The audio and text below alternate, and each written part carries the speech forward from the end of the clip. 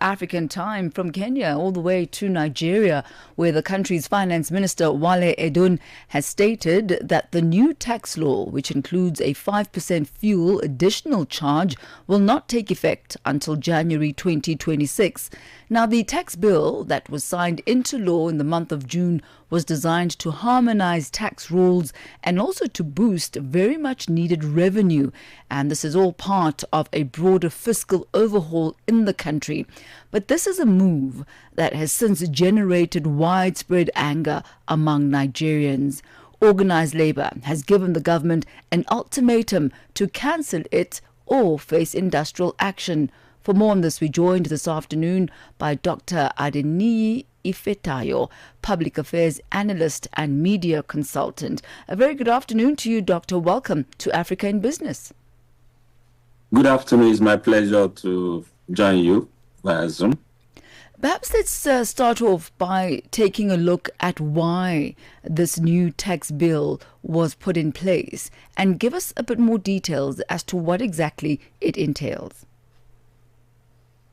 Yeah, first and foremost, in as much as government need tax to execute infrastructure to better the life of the citizen, but I think sometimes when they introduce them, it's not timely because you will recall that 2 years ago, as soon as this current administration came into power, he announced that subsidy is gone and subsidy was gone, and we are still facing the impact, the effect, because there are no measures put in place to cushion the effect of the pains of subsidy removal. So coming out to say in January 2026, you want to remove, you want to add 5% fuel tax consumption, whatever it is untimely and is not showing the reality that is on ground.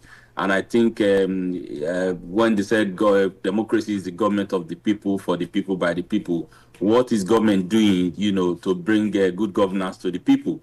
Not that inflicting more pains, inflicting more tax. We've been having tax after the other, but I don't think it's timely and it's not Nigeria. They are not feeling it at the moment. And what has been the reaction on the ground from general Nigerians as well as business at large? Yeah, first and foremost, there's issue of double taxation, multiple taxation, which is not a good thing for business environment, especially our economy or our day-to-day living revolve around the fuel to move what you are going to eat, you are going to transport yourself, to go to school, to go to your office, you are going to move transport yourself, and which is a driver who tells you that they've increased the fuel, and thereafter, of course, is going to increase the cost of transportation. So even a bread seller will want to increase. So everything is going to increase and it's going to affect. And it's not that it's not commensurate with the people who are working. It's not as if because they've increased the fuel, your salary is going to be increased, or your your salary is going to be increased, or your revenue is going to be increased. No, nothing of such. So the Nigerians, they are not feeling it at all. They just hope the government will have a change of heart. And in Nigerian Labour Congress, they said they promised that they are going to go like a showdown with the government to go back to his drawing board, not to increase the fuel come January. You've clearly illustrated how Nigerians right now cannot afford to be taxed more. There's the ongoing cost of living crisis, followed by the subsidy removals that we've spoken about, and also the Naira devaluations. Those are all various factors that have led to a rather stringent economic climate in the country. But let's look at this now from the government side. As far as the Ministry of Finance is concerned, how much revenue does the Nigerian government hope to collect from the 5% fuel surcharge, and perhaps what delays have any impact on the government projections been? No, in as much as you are going to collect billions of naira, but that is not the issue. The issue is this is the time the government should think out of the box. They can make so much in agriculture, they can make so much in tourism, they can make so much in other non-oil sector, because just like I told you, Nigerian ways of life is like fuel dominated. Whatever affects fuel, whatever affects cost of transportation, it snowballed to every sector of our economy. So I think if government should not think about how much are we going to make, what are we going to use the money for, you've removed the subsidy. You told us you are saving some money from subsidy removal. What are you using it for? If you say you have saved billions or trillions of naira, let Nigeria, I think it's high time government should be transparent. Let them know what the money have been used for so far, what have been expended on. Does it commensurate with what you have said you are going to do? It's not about how much they are going to generate, it's the impact. So I think it's high time government should think out of the box. There are several I've been to Estonia.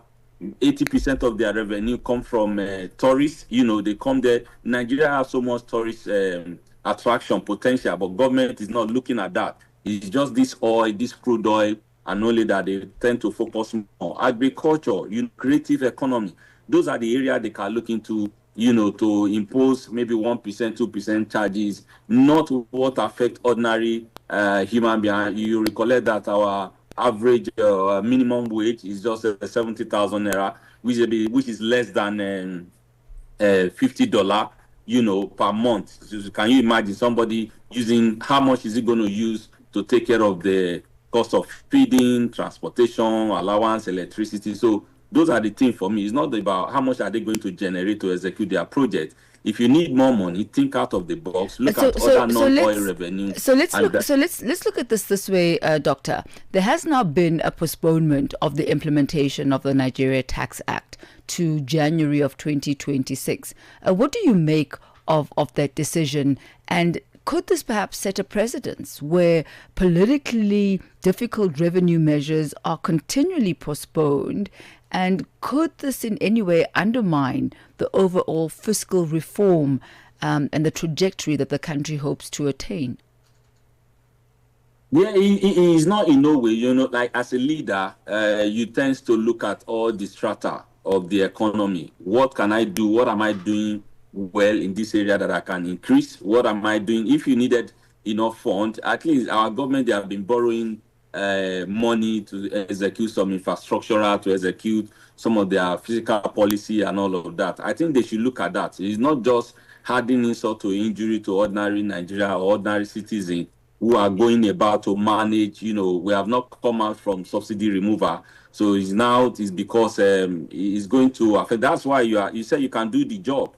That's why you came up for, to contest an election. So I believe they should think out the box. I believe it is high time they should make life easier for ordinary Nigeria, not because your agenda. There are some policies that once it favor the rich, is only the masses that suffer the outcome. And like they say, African proverb that where two elephants fight is the grass that suffers. So they shouldn't look at it that way because of their project, what they need to do. They need more money. No, look at the other way. Think out of the box, and that's why you say you can do it, not that inflicting pains to ordinary Nigeria, because you want to achieve your fiscal policy and all of that. Dr. Adeniyi Ifetayo, we thank you so much for your insight and your time this afternoon.